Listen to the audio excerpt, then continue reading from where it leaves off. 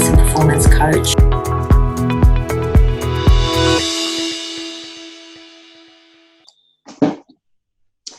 Hi everyone, it's Lara Wentworth here, and today on Conversations I have the very divine Chamundai Curran joining me for a very beautiful conversation, and I'll just give you a quick rundown a little bit about Chamundai.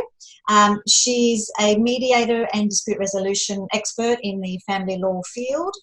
She's a spiritual teacher and a mentor, a retreat leader, and she runs programs and spiritual retreats for individuals and businesses.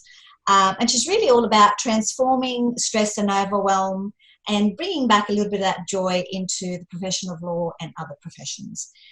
She's also known as the laughter lawyer, which we'll find out a little bit more about as we go. So thank you so much, Chamundai, for being here with me today. It's always lovely to speak to you. Thank you, Lara. It's always great to have an opportunity to speak about. That's great. So we're going to start with a little bit of just a little bit of a rundown about how you came to be where you are today. So just a little bit about your story, if that's okay. Yes. So I've always been interested in spirituality and I guess the idea of there's something more going on beyond the physical, what I could see. Yeah. Even as a child, my mother says I was asking questions about what happens when you die and where's God and things like that. Mm-hmm. So it's always been an interest. And in my family, we had a focus on, health and wellness, and we went to church, and that was all a normal part of life. And in my 20s, when I was at university, I got a sort of an inner calling, really. It was like this feeling that I wanted to explore yoga, and I found a yoga class. And when I met my husband, he was very much into yoga and into the philosophies of yoga and spirituality. And I learned a lot then, and I started exploring a lot of the yoga traditions. I had my first, guru, spiritual teacher in my 20s at the Satyananda ashrams, who were up at Mangrove Mountain, and had a really strong experience the first time I heard kirtan and mantra, and the beautiful chanting that has become quite popular these days. I really felt my heart go, ooh, this is familiar to me. I love it.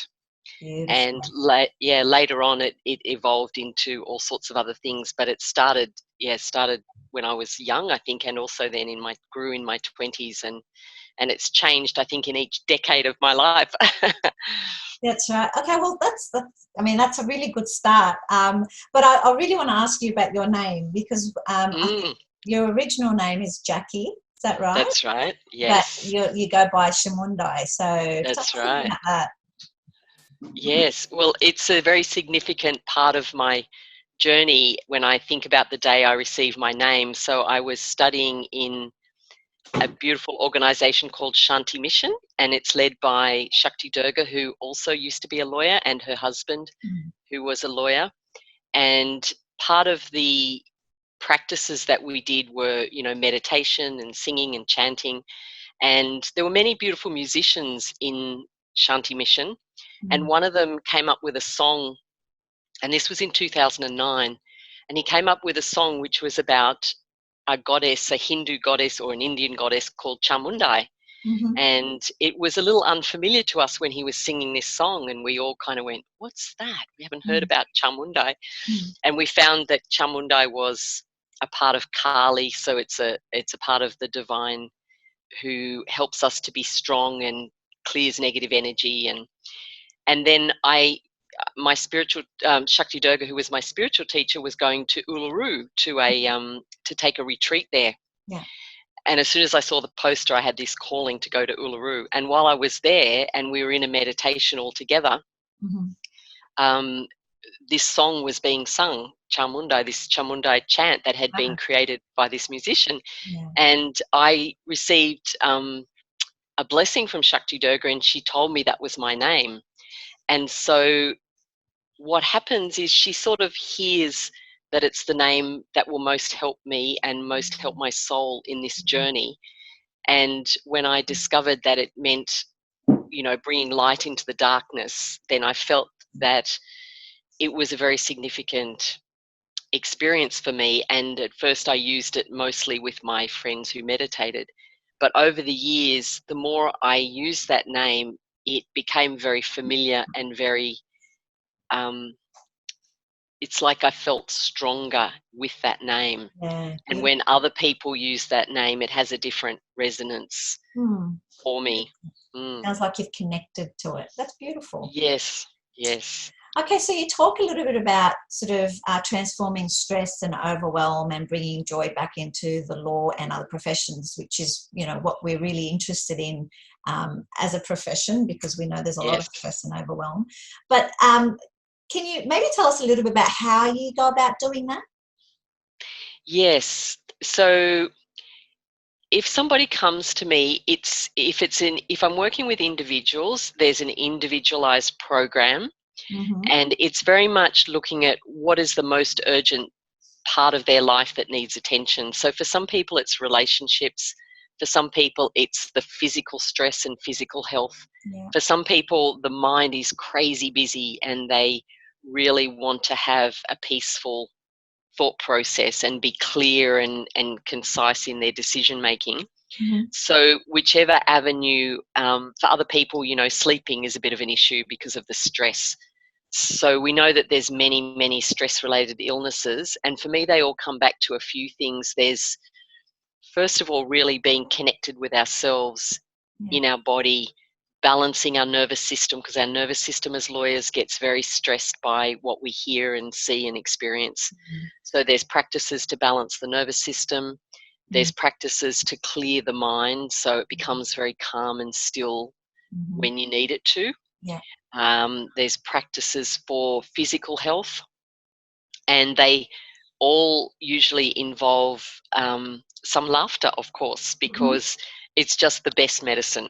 So I have a variety of techniques that I combine individually for people, and when I run workshops, then it depends again on what's needed in that, by that group or organization. But it's a combination of something. Sometimes I use sound, Mm. so sacred sound and mantra, and sometimes it's energetic work and healing, and sometimes it's laughter, Well, and mindfulness and yeah. meditation are in there too. Mm.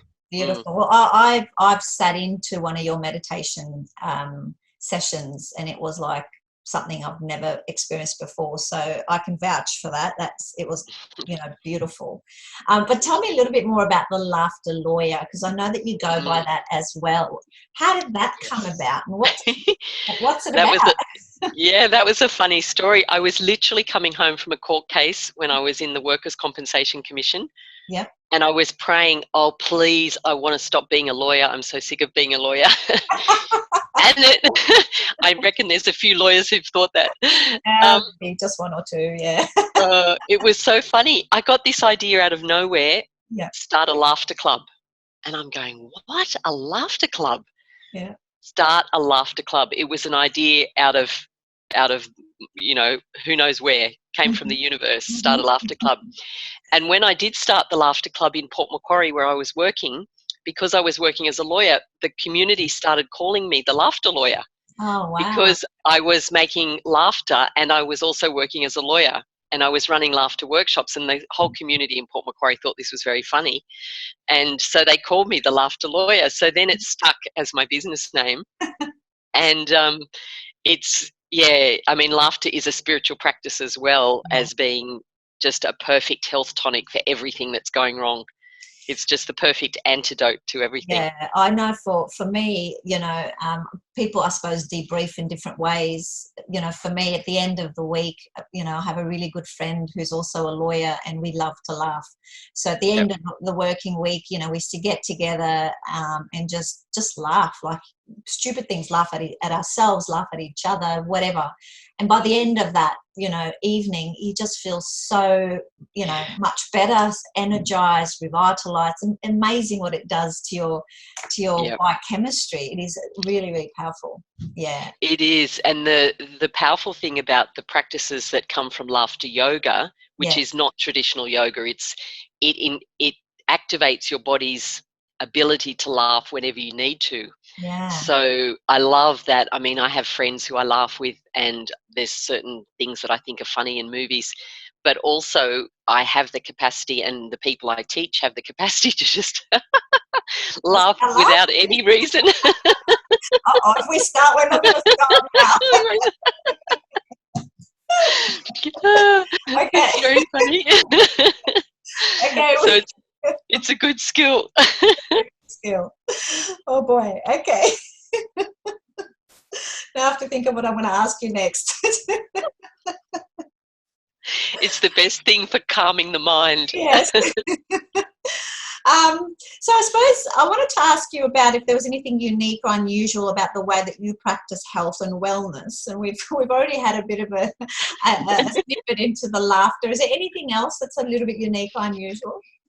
Yes, I have this passion which I've developed over, I think, the last 6 years. I have a passion when I go to India. I visited a beautiful temple there, and they have sacred ceremonies which involve using flames and using fire, using water in a ceremony they call Abhishekam, and they use mantra and chanting.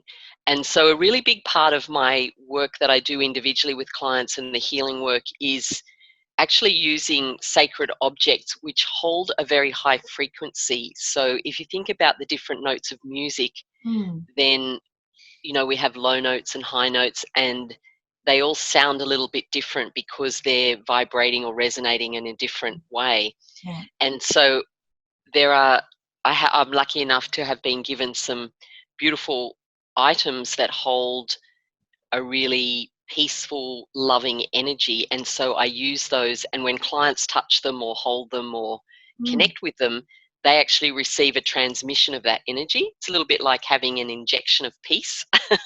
Beautiful. Yeah, so then at home I have a whole room that is just, I can walk in and it feels very spacious and peaceful. So it tends to affect the space around in a really lovely way. Beautiful. Shifts the energy. I love that.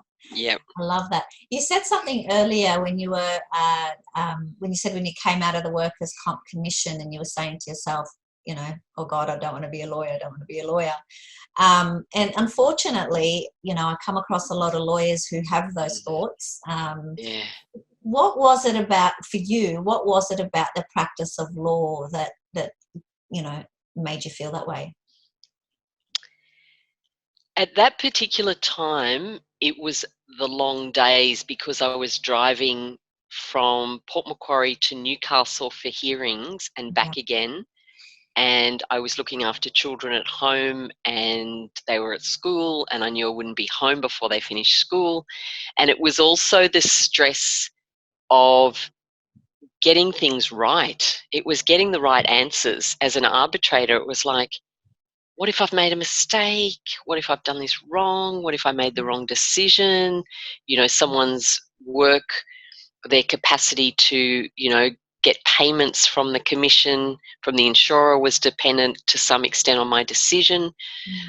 So it was the pressure, I think, of getting things right. It was the pressure of getting a good outcome for people who are relying on me.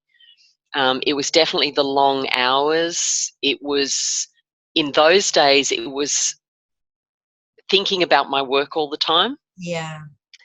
And worrying about it and really wanting to do the best. And then there was also the frustration sometimes that I couldn't get the outcome that I really thought was fair because perhaps the law was against me, or so there was the frustration of not being able to help, which is what eventually led me into studying mediation, because I felt like that was a much better way of involving people and helping them be more empowered. So there was lots of things, and then the way the legal system sometimes works for people, and it just often seems very unfair, and the frustration that the clients have with that. So I'm curious, and I think it's common knowledge that a lot of us lawyers feel that way, and practice feeling that way. But I'm just curious, knowing what you know now, with all sort of the maturity and the learnings and the growth that you've had, if you had to do it, I mean, I know you still have a practicing certificate, but you're not really a practicing lawyer as such, if we can call you that. If you had to do it all again with what you know now, I wonder how things would be different. What would you do differently that would make the difference, if that makes sense? Yeah. I think one of the things I do is I'd carefully contemplate which part of the law is the one that's most enjoyable and I'm most passionate about, Yeah. as opposed to the one that maybe the firm or the people might think I'm good at, or, you know, I would definitely look for the areas where I would get the most enjoyment and satisfaction and where my personality and my skills are most aligned. So I'm quite a people person. Yeah. So I would never like to be shut away in a room, just like when I used to just have to draft documents all the time. It was like, that was not good for me. No. So definitely I know myself a lot better now, and less needing to please other people. I would be quite diligent about where's my passion, what do I love to do, and